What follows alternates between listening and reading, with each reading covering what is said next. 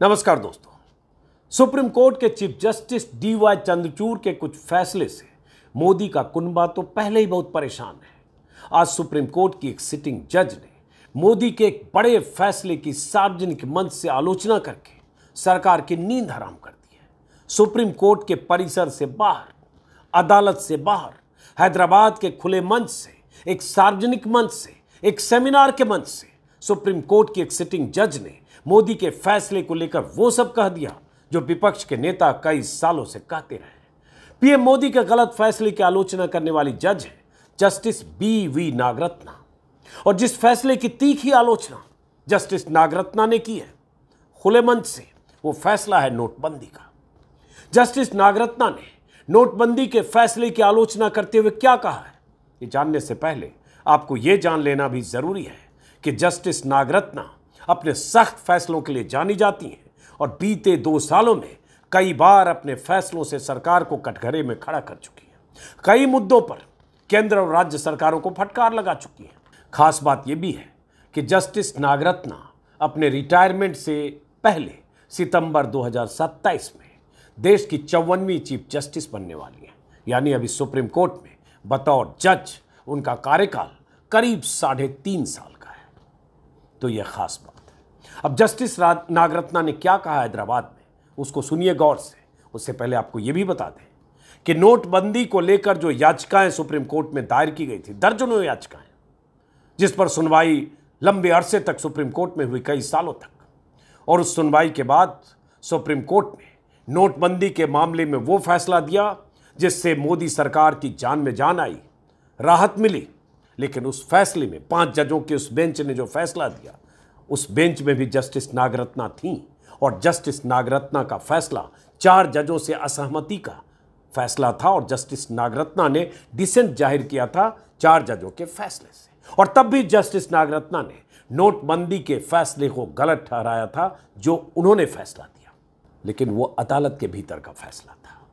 अब हैदराबाद में एक सेमिनार में, जिसे मैं बार बार खुला मंच या सार्वजनिक मंच कह रहा हूं, वहां से सरकार के फैसले की आलोचना की बात है, और सिटिंग जज की तरफ से। इसलिए कि सुप्रीम कोर्ट के बहुत सारे जो पूर्व जज हैं, जस्टिस मदन लोकूर जैसे जज, वो सरकार के फैसलों की, सरकार के नीतियों की, सरकार के तौर तरीकों की, जिस तरह से मोदी सरकार के तानाशाही रवैयों को लेकर सवाल उठता है, उस पर बोलते रहते हैं। और ऐसा वक्त भी आता है जब बीजेपी नेता या किरण रिजिजू जैसे लॉ मिनिस्टर जो थे, वो कह देते हैं कि ये जज तो टुकड़े टुकड़े गैंग के सदस्य हैं, ये देश विरोधी ताकतों के साथ ये जज है। लेकिन अभी जिस जज ने आलोचना की है नोटबंदी की, वो सिटिंग जज है। परिचय संक्षिप्त बताया, कुछ आगे विस्तार से बताऊंगा। जस्टिस नागरत्ना ने क्या कहा है और क्यों ये बहुत अहम है, वरना कह तो वो नोटबंदी के समय जो फैसला दिया था नोटबंदी के मामले में, उसमें भी कह चुकी हैं। लेकिन जस्टिस नागरत्ना ने कहा, हैदराबाद में कोर्ट्स एंड द कॉन्स्टिट्यूशन सम्मेलन था, उसके उद्घाटन सत्र में जस्टिस नागरत्ना ने कहा, अंग्रेजी में उन्होंने कहा, जिसका हिंदी तर्जुमा मैं बता रहा हूं। उन्होंने कहा, हम जानते हैं, हम सभी जानते हैं कि 8 नवंबर 2016 को क्या हुआ था। वैसे आप भी जानते हैं 8 नवंबर 2016 को क्या हुआ था, जब 500 और 1000 के नोट डिमोनेटाइज कर दिए गए थे। दिलचस्प तथ्य यह है कि भारतीय अर्थव्यवस्था में जितनी भी करेंसी थी, उसका 86% हिस्सा 500 और 1000 के नोट ही थे। ये जस्टिस नागरत्ना ने कहा। आगे की लाइन सुनिए, मेरे हिसाब से केंद्र सरकार ने बड़ी गलती की कि भारतीय अर्थव्यवस्था की 86% करेंसी को अचानक डिमोनेटाइज कर दिया। कल्पना कीजिए कि उन दिनों काम करने वाले मजदूरों को अपने घर का राशन पानी खरीदने से पहले अपने नोट बदलवाने के लिए संघर्ष करना पड़ता था। ये जस्टिस नागरत्ना ने कहा है।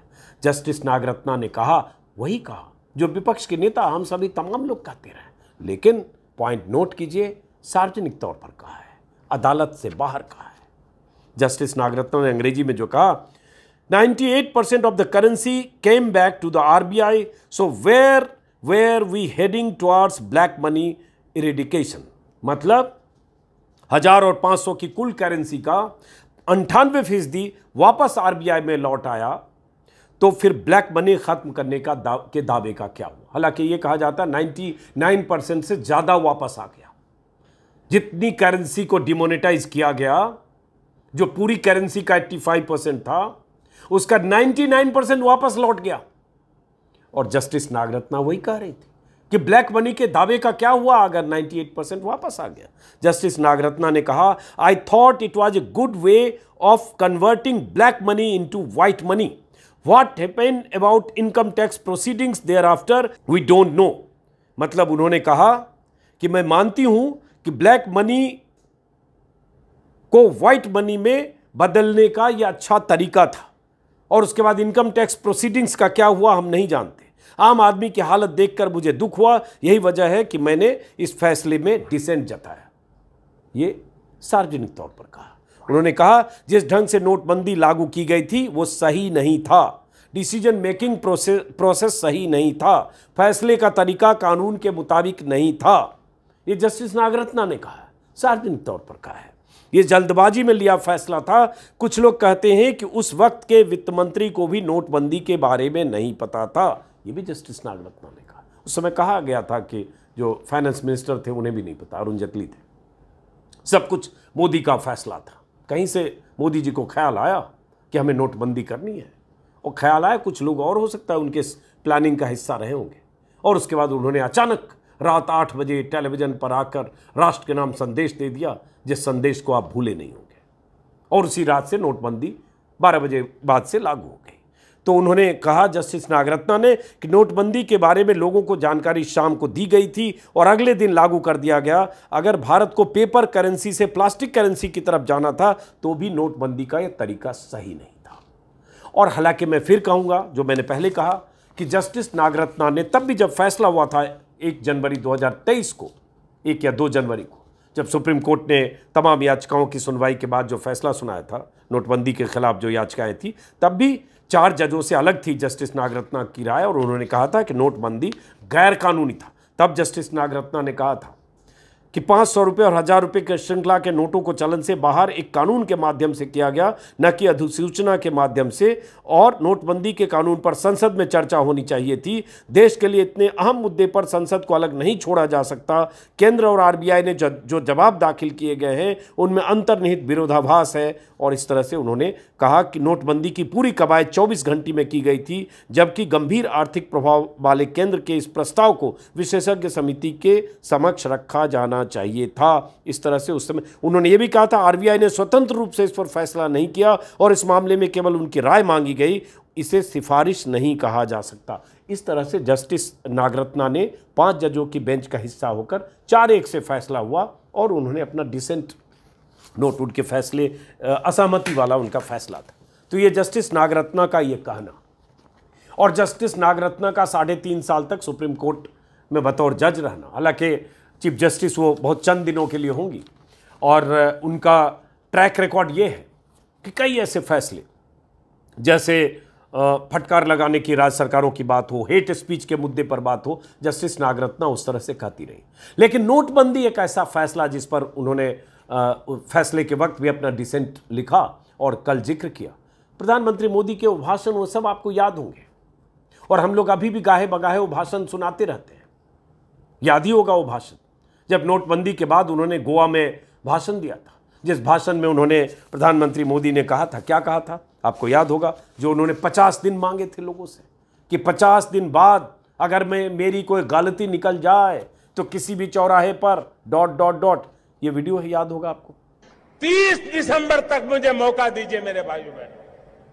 अगर 30 दिसंबर के बाद कोई मेरी कमी रह जाए, कोई मेरी गलती निकल जाए, कोई मेरा गलत इरादा निकल जाए, आप जिस चौराहे में मुझे खड़ा करेंगे, मैं खड़ा होकर के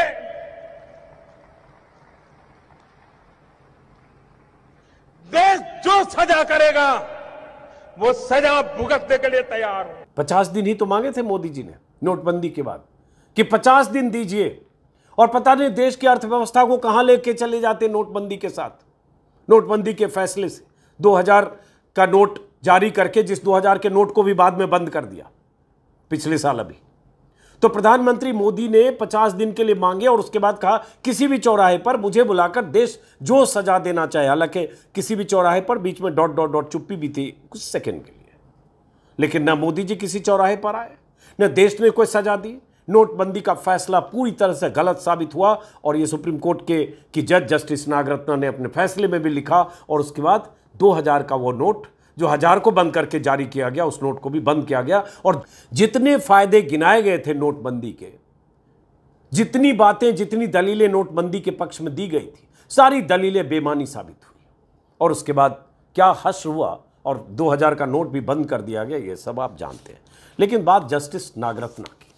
जस्टिस नागरत्ना के कई फैसले, जिसका जिक्र शुरुआती मैंने संक्षिप्त आपको बताया, जैसे जस्टिस नागरत्ना ने बिल्किस बानो के मुद्दे पर भी, बिल्किस बानो के गुनहगारों को जिस ढंग से छोड़ा गया था सजा माफी योजना के तहत, बहुत स्ट्रेटजिकली केंद्र सरकार की रजामंदी से राज्य सरकार की सिफारिश पर बिल्किस बानो के दरिंदों को, गुनहगारों को फिर से सलाखों के पीछे अगर भेजा गया, उसमें भी जस्टिस नागरत्ना की बेंच की अहम भूमिका है। वो 11 दरिंदे जो गोधरा जेल से छूट गए थे, उन्हें भी जस्टिस नागरत्ना की बेंच ने फटकार कर राज्य सरकार को फटकारा, केंद्र सरकार को नोटिस जारी किया और उसके बाद वापस वो लोग सलाखों के पीछे हैं, आपको पता होगा।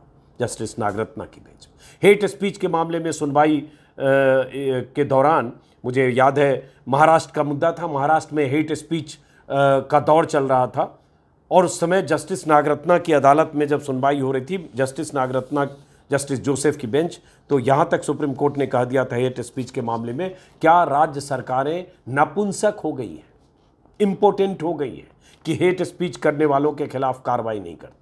और कई ऐसे मुद्दे हैं, कई ऐसे फैसले हैं जस्टिस नागरत्ना के, कई ऑब्जर्वेशन है जिसमें राज्य सरकार को असहज स्थिति का, राज्य सरकार और केंद्र सरकार को असहज स्थिति का सामना करना पड़ा। और अब सवाल सुप्रीम कोर्ट के एक सिटिंग जज के बाहर इस तरह से बोलने का है और ऐसे मौके पर जब आपको पता होगा कि जस्टिस चंद्रचूड़ के फैसले, जो ताजा फैसले बॉन्ड को लेकर, इलेक्टोरल बॉन्ड को लेकर, चुनावी बॉन्ड को लेकर, जिसमें एसबीआई किसी भी सूरत में नहीं चाहता था, केंद्र सरकार के इशारे पर, मोदी सरकार के इशारे पर, डोर तो कहीं और है, कि वो इलेक्टोरल बॉन्ड की पूरी कहानी, पूरी गोपनीयता सामने आए और ये पर्दाफाश हो जाए कि कैसे चुनावी चंदे की आड़ में बीजेपी का खजाना भरा जा रहा था और जो खजाने में पैसे, अरबों रुपए जा रहे थे, वो पैसे देने वाले दानदाता कौन थे, दाता और खाता के बीच कनेक्शन क्या था और उसमें धंधे से लेकर और क्या कहानी थी, नहीं चाहती थी सरकार। लेकिन चंद्रचूड़ की अदालत ने यह फैसला किया और टंके की चोट पर चेतावनी के साथ सीधे सीधे कहा कि आप सारी सूचनाएं सार्वजनिक कीजिए, इलेक्शन कमीशन को दीजिए डेटा, ये आप जानते हैं। उसके बाद क्या हुआ, जस्टिस चंद्रचूड़ के नाम अभी 2 दिन पहले 600 वकीलों ने चिट्ठी लिखी और वो जो 600 वकील हैं उनमें बहुत सारे वकील घोषित तौर पर मोदी बीजेपी के समर्थक वकील हैं। उन समर्थक वकीलों की मुहिम से और लोग वकील शामिल हुए होंगे और 600 वकीलों ने चंद्रचूड़ को चिट्ठी लिखकर एक तरह से बताया कि अदालत पर बहुत दबाव है, एक खास ग्रुप अदालत पर दबाव बना रहा है, इससे आपको दूर रहने की जरूरत है मीलॉर्ड। उस चिट्ठी पर विस्तार से हमने 2 या 3 वीडियो बनाया, आप देखेंगे, आप समझ जाएंगे। क्योंकि वकीलों को लगा, जिसमें हरीश साल्वे जैसे वकील भी हैं और थे जो एसबीआई के पक्षकार थे, और ऐसे कई वकील जो नहीं चाहते थे कि चुनावी चंदे की कहानी बाहर आ जाए, जो नहीं चाहते थे कि बीजेपी के चेहरे पर कालिख लगे, जो नहीं चाहते थे वो सच बाहर आ जाए, जिस सच को छुपाने के लिए कई बार कोशिशें हुई। तो वो वकील भी 600 वकीलों में शामिल थे। जाहिर है एक मुहिम चली और चिट्ठी लिखी गई। तो सुप्रीम कोर्ट का डर सरकार में किस कदर है, ये हम जस्टिस चंद्रचूड़ के दौर में देख रहे हैं। और ऐसे दौर में अगर अभी इसके पहले एक जस्टिस मई में शायद पिछले साल रिटायर हो गए जस्टिस जोसेफ, उनकी अदालत से भी बहुत अहम फैसले हुए, जिसमें अगर मुझे ठीक से याद है जो 5 जजों की bench headed by justice Joseph ही था जिसने फैसला किया था चुनाव आयोग में नियुक्तियों को लेकर कि चुनाव आयोग में नियुक्तियां ऐसे कमेटी, ऐसा पैनल करे जिस पैनल में प्रधानमंत्री, नेता विपक्ष और चीफ जस्टिस ऑफ इंडिया।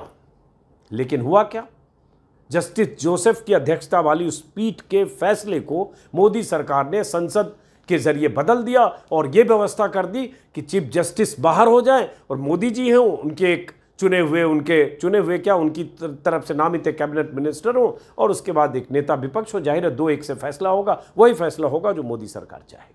लेकिन जस्टिस जोसेफ ने भी कई फैसले ऐसे दिए, अब रिटायर कर गए। अब जस्टिस नागरत्ना है और भी कई जज हैं, चंद्रचूड़ तो है ही अभी। तो इसलिए ये कहना जस्टिस नागरत्ना का, और अभी 3 साल रहना, हालांकि जस्टिस नागरत्ना मुझे लगता है 35-37 दिन तक ही रहेंगी चीफ जस्टिस, जब वो बनेंगी अक्टूबर 2027 में रिटायर हो जाएंगी। उनका एक संक्षिप्त मैं देख रहा था कि 2008 में कर्नाटक हाईकोर्ट में एडिशनल जज नियुक्त हुई, वहीं से बेंगलुरु से उनके करियर की शुरुआत हुई 1987 में। 2010 में परमानेंट जज बनी, 11 साल हाईकोर्ट में रही, कर्नाटका हाईकोर्ट में। 2021 में सुप्रीम कोर्ट में जज बनी और उसके बाद 25 सितंबर 2027 को 54वीं चीफ जस्टिस बनेंगी। हालांकि उनके पिता जस्टिस ES वेंकट रमैया 19 जून 1989 89 से जून 89 से सितंबर 89 तक चीफ जस्टिस रह चुके हैं। बहरहाल, तो अदालत जब ऐसे फैसले देती है तो एक उम्मीद जगती है।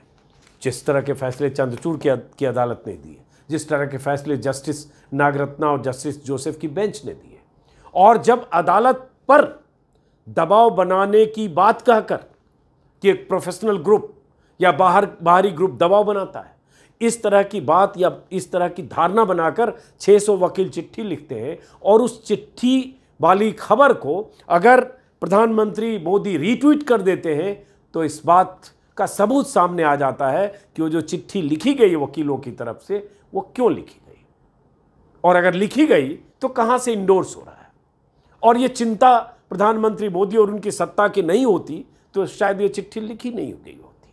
लेकिन ये चिट्ठी लिखा जाना और उसके बाद जस्टिस नागरत्ना का ये बोलना बहुत कुछ मायने रखता है। इसलिए नज़र रखिए सुप्रीम कोर्ट पर, सुप्रीम कोर्ट के ज़रिए होने वाले फैसलों पर। फिलहाल इस वीडियो को यहीं ख़त्म करते हैं, मुलाकात होगी। हाँ, एक बात और भूल गया, जस्टिस नागरत्ना ने जो हैदराबाद में भाषण दिया है उसमें उन्होंने राज्यपालों की भूमिका को लेकर भी कुछ सवाल उठाए हैं, जिसमें उन्होंने कहा है कि चूंकि हाल में हुआ है कि कई राज्यपालों की भूमिका को लेकर सवाल उठे हैं, उन्होंने कहा है कि राज्यों के राज्यपालों को बिल मंजूरी देने में चूक या उनके द्वारा किए जाने वाले अन्य कामों की वजह से मुकदमेबाजी का अड्डा बन जाते हैं। संविधान के तहत राज्यपाल के कामों या चूक को संवैधानिक अदालतों के सामने लाना एक स्वस्थ प्रवृत्ति नहीं है। हालांकि इसे गवर्नर कहा जाता है। गवर्नर एक संवैधानिक पद है। राज्यपालों को संविधान के अनुसार काम करना चाहिए ताकि इस तरह के मुकदमे सुप्रीम कोर्ट में कम आए। राज्यपालों को यह बताया जाना काफ़ी शर्मनाक है कि उन्हें क्या करना है क्या नहीं करना है। मुझे लगता है अब समय आ गया है जहां उन्हें बताया जाएगा कि वे संविधान के अनुसार अपने कर्तव्यों का पालन करें। चूंकि तमिलनाडु के राज्यपाल से लेकर अलग अलग समय महाराष्ट्र के राज्यपाल, उनकी भूमिका को लेकर सवाल उठे और सुप्रीम कोर्ट तक में बहुत फटकार लगी है या सुप्रीम कोर्ट को दखल देना पड़ा। तो बहरहाल इस वीडियो को यहीं ख़त्म करते हैं, फिर मुलाकात होगी। ऐसे खबर आई तो मुझे लगा ये आपको बताना चाहिए। फिर मुलाकात होगी। नमस्कार।